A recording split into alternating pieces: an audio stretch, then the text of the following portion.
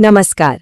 अच्छा, पैसा कमाना और उस पैसे से असली दौलत बनाना, ये दो बिल्कुल अलग अलग बातें हैं, है ना? तो आज हम इसी सफर को थोड़ा करीब से देखेंगे कि कैसे एक अच्छी खासी इनकम को एक ऐसी वेल्थ में बदला जाए जो लंबे समय तक टिकी रहे। और ये सवाल ना बहुत लोगों के मन में आता है कि भाई सैलरी तो अच्छी है, लेकिन फिर भी ऐसा क्यों लगता है कि फाइनेंशियली हम जहां थे वहीं के वहीं हैं।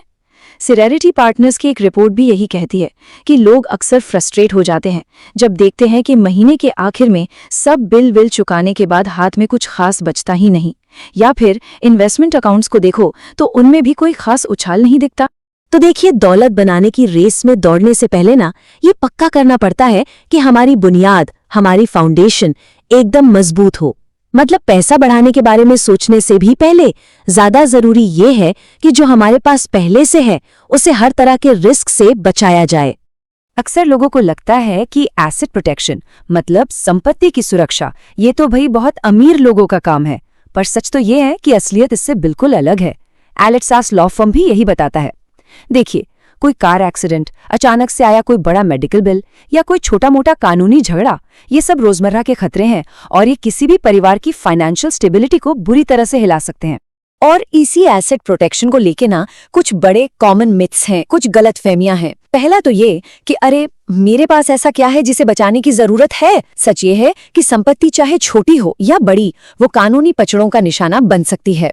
और दूसरा मिथ ये है कि बस इंश्योरेंस ले लिया या एक वसीयत बना ली तो काम हो गया। जी नहीं, ये चीजें हर तरह के रिस्क से बचाने के लिए अक्सर नाकाफी साबित होती हैं। तो सवाल उठता है कि करें क्या? एक मजबूत फाइनेंशियल दीवार बनाने के लिए ना ये 3 परतें बहुत जरूरी हैं। सबसे पहली और बेसिक लेयर है इंश्योरेंस, हेल्थ, लाइफ, ये सब।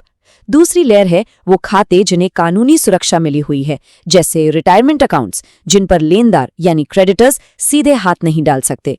और तीसरी और कह सकते हैं सबसे मजबूत लेयर, वो है प्रॉपर प्लानिंग, जैसे वसीयत बनाना या ट्रस्ट तैयार करना। ठीक है, तो अभी तक हमने बात की डिफेंस की, अपनी संपत्ति को बचाने की। चलिए अब थोड़ा ऑफेंसिव होते हैं और बात करते हैं वेल्थ को तेजी से ग्रो करने की। अब हम कुछ ऐसी एडवांस स्ट्रैटेजीज पर नजर डालेंगे जो खास तौर पर वेल्थ को तेजी से बढ़ाने के लिए ही बनाई गई हैं। और इसमें सबसे पहला नाम आता है टैक्स लॉस हार्वेस्टिंग का। ये इन्वेस्टर्स के लिए एक कह सकते हैं बहुत ही पावरफुल टूल है। अगर बिल्कुल सीधे सीधे समझे तो ये टैक्स बचाने का एक स्मार्ट तरीका है जिससे आपका ओवरऑल रिटर्न बढ़ जाता है। होता क्या है कि आप अपने घाटे वाले इन्वेस्टमेंट को बेच देते हैं और उस घाटे को अपने मुनाफे के सामने दिखाकर लगने वाले टैक्स को कम कर लेते हैं। तो ये काम करता कैसे है? इसको करने के ना मोटे तौर पर 2 तरीके हैं। पहला है ETF बेस्ड तरीका। इसमें आप समझिए कि पूरे बाजार का एक टुकड़ा खरीद लेते हैं। इसमें आप लॉस तभी बुक कर पाएंगे जब पूरा का पूरा मार्केट नीचे जाएगा। लेकिन दूसरा और ज्यादा स्मार्ट तरीका है डायरेक्ट इंडेक्सिंग। यहाँ आप इंडेक्स के एक एक शेयर को अलग अलग खरीदते हैं। इसका फायदा यह है कि अगर मार्केट ऊपर भी जा रहा हो तब भी आप किसी 1-2 शेयर में हुए घाटे को बेचकर टैक्स बचा सकते हैं। और यकीन मानिए ये एक बहुत बड़ा फर्क पैदा करता है। और ये जो फर्क है ना, वो कितना बड़ा है, ये नंबर देखिए। एक स्टडी के हिसाब से डायरेक्ट इंडेक्सिंग के जरिए ETF बेस्ड स्ट्रैटेजी के मुकाबले 1.9 गुना, मतलब लगभग 2 गुना ज्यादा टैक्स लॉस हार्वेस्ट किया जा सकता है। ये कोई छोटा मोटा आंकड़ा नहीं है। और ये चार्ट उसी बात को और भी साफ कर देता है।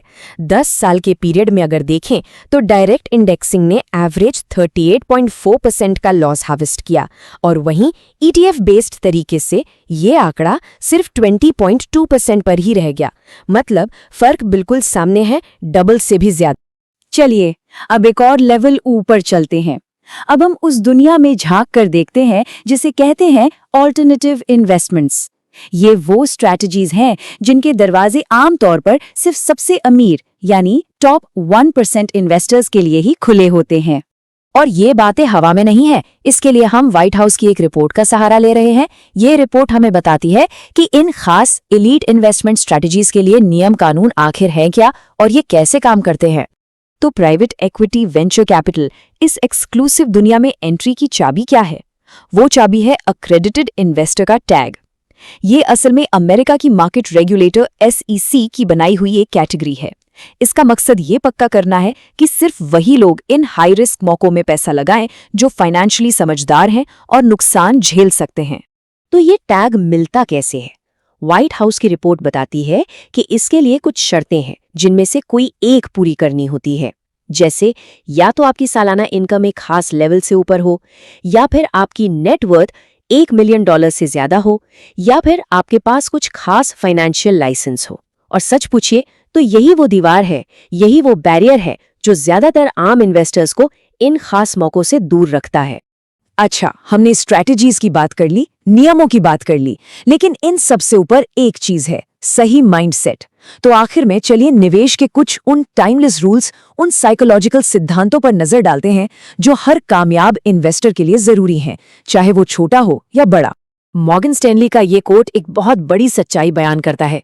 इसका मतलब है कि किसी एक ही जगह पर बहुत ज्यादा पैसा लगा देना एक दो-धारी तलवार जैसा है। यह आपको सबसे बड़ा इनाम भी दिला सकता है और सबसे बड़ा नुकसान भी। इसीलिए अपने बेस्ट आइडिया पर भरोसा करने और अपने पोर्टफोलियो को डाइवर्सिफाई करने यानी फैलाने के बीच एक बैलेंस बनाना बहुत बहुत जरूरी है। और ये दूसरा नियम तो शायद सबसे क्लासिक है। जब मार्केट में चारों तरफ डर का माहौल हो, जब सब बेच रहे हों, वही अक्सर खरीदने का सबसे अच्छा मौका होता है। और जब मार्केट में हर कोई जश्न मना रहा हो, जब चारों तरफ यूफोरिया हो, तब शायद बेचने का सही वक्त आ गया है। मतलब इमोशंस पर कंट्रोल, वही असली गेम है। तो अब सबसे बड़ा सवाल यही उठता है कि इस पूरी बातचीत के बाद हम खुद को वेल्थ बिल्डिंग के इस सफर में कहाँ पाते हैं? क्या हम अभी भी अपनी बुनियाद को मजबूत करने वाले स्टेज पर हैं, या फिर वेल्थ को तेजी से बढ़ाने के स्मार्ट तरीकों को अपनाने के लिए तैयार हैं, या शायद अब हम निवेश के उस अगले ऊंचे लेवल पर जाने की सोच रहे हैं? इसी सवाल का जवाब हमारे आगे का रास्ता तय करेगा।